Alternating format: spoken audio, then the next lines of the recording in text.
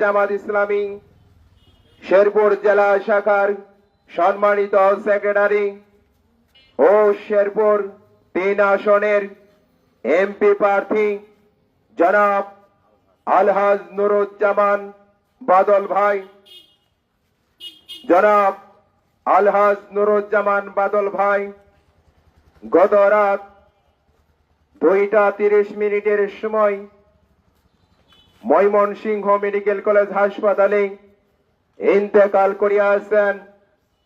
ইন্না লিল্লাহি ওয়া ইন্না ইলাইহি রাজিউন।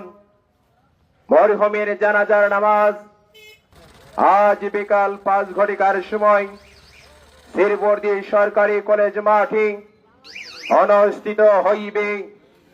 উক্ত জানাজার নামাজে সকল মুসলমান ভাইদেরকে মরহুমের জানাজায় যথাসময়ে শরীক হওয়ার জন্য বিশেষভাবে অনুরোধ করা হইল।